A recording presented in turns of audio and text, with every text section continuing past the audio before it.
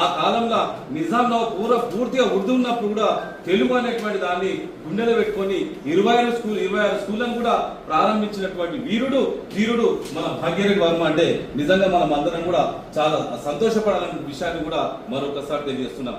ఆనాడు మనం చూస్తున్నాం ఈ జోగిన్ వ్యవస్థ మనం ఇప్పుడు చెప్పుకుంటాం, కానీ జోగిన్ వ్యవస్థ కంటే కూడా 1815 నుంచి 1818 వరకు 2365 మంది సతీ సహగమనం, అంటే భర్త ఎక్కడో చనిపోతే నిప్పులో తీసుకొచ్చి కాల్చేసేటువంటి పరిస్థితి. అదేవిధంగా భర్త చనిపోతే భర్తను తీసుకొచ్చి కూడా చితిలేసేటువంటి దౌర్భాగ్యమైనటువంటి, ప్రపంచంలో ఎక్కడ లేనటువంటి నీచమైనటువంటి సంస్కృతి ఉన్నటువంటి చరిత్ర కూడా, దాన్ని కూడా వ్యతిరేకంగా పోరాటం చేసినటువంటి వ్యక్తి మన భాగ్యరెడ్డి వర్మ అనేటువంటి విషయాన్ని కూడా మనం మర్చిపోతున్న విషయాన్ని కూడా మరొకసారి తెలియజేస్తున్నాం. ఆయన 1906 నుంచి 1931 వరకు 3348 ఉపన్యాసాలు ఇచ్చిన, అంటే ఆయన ఎంత శోధన చేసిండు, ఎంత పరిశీలన చేసిండు, ఎంత ఆలోచన చేసిండు అనేటువంటి దాని మీద ఈ మధ్యలో మనం ఏం చేస్తున్నాం,